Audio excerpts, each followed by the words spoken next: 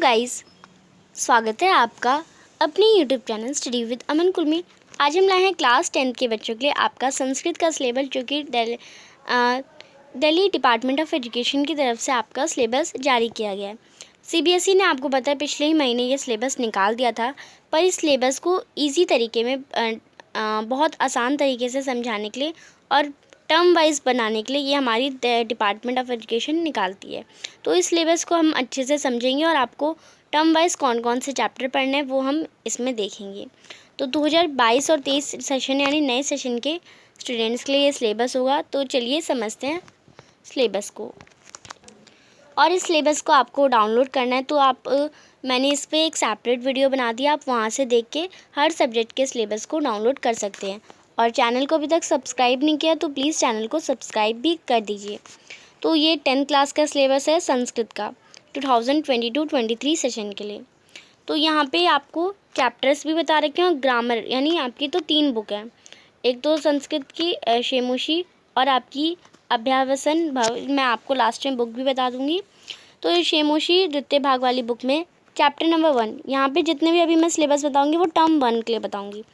Term 1 में आपका chapter number 1 आ जाएगा, प्रथम पाठ शुषि पर्यावरण। और चैप्टर नंबर 2 आ जाएगा बुद्धि बलवती सदा, ये चैप्टर नंबर 1 आ जाएगा। चैप्टर 2 आ जाएगा ग्रामर में आपकी संधि कार्य, जो संधि होती है, प्रत्यय होते हैं। फिर चैप्टर नंबर 4 आ जाएगा शिशुलालम, यानी चैप्टर नंबर 1, 2 एंड 4 आगे हम देखते हैं।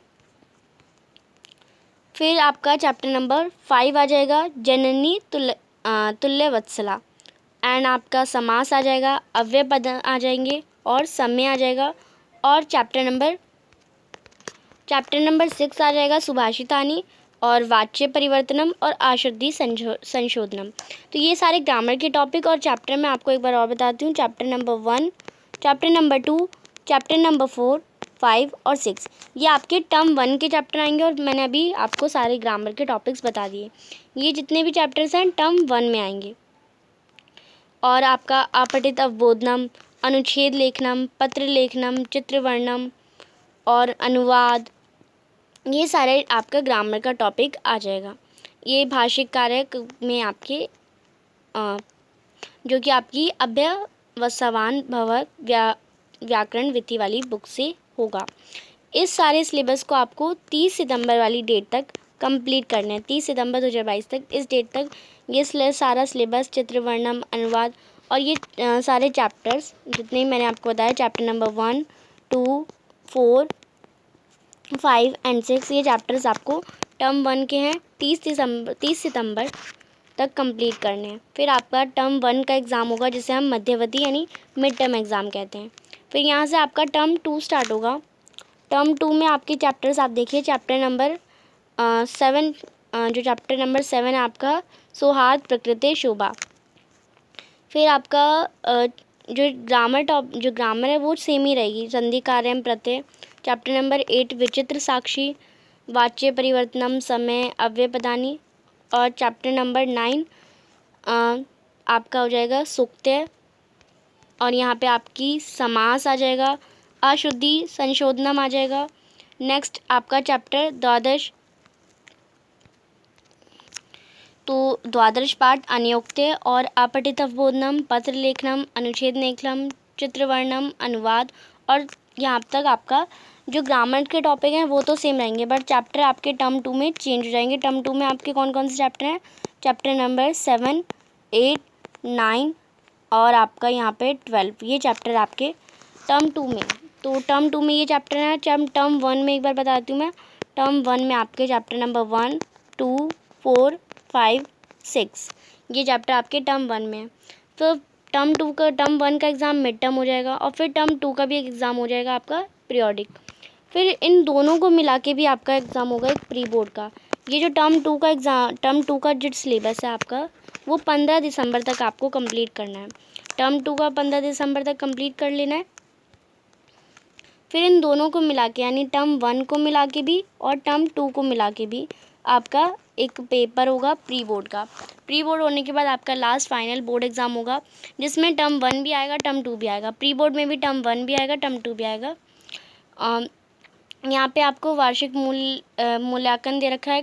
खंड का में आपका 10 मार्क्स का आएगा, खंड ग में आपका यानी सेक्शन बी में आपका 15 मार्क्स का, सेक्शन सी आपका जो कि व्याकरण वाला होगा वो 25 मार्क्स का, और सेक्शन डी 30 अंक का, और ये इंटरनल असेसमेंट आपका 20, ये टोटल 80 मार्क्स हो जाएंगे।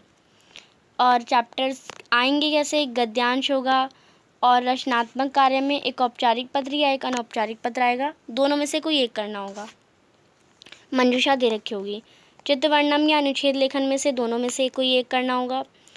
और हिंदी भाषा में लिखा होगा, संस्कृत में करना, ये भी 5 नंबर का, नंबर भी आप साथ साथ देखते जाइए। पूर्ण वाक्य करने होंगे।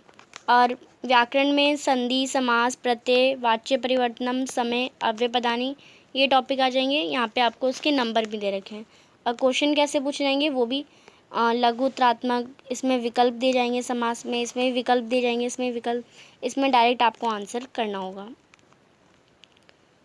नेक्स्ट और आपका अशुद्धि संशोधनम भी आएगा जो कि 3 मार्क्स का होगा। पठित अवबोधन में एक गद्यांश दे रखा होगा 5 नंबर का, एक पद्यांश दे रखा होगा 5 नंबर का, एक नाट्यांश दे रखा होगा 5 नंबर का, प्रश्न निर्माण आएगा 4 नंबर का, और श्लोक का अन्वय लिखना होगा। यानी एक श्लोक दे रखा होगा उसका अर्थ लिखना होगा, ये भी 4 नंबर का आएगा।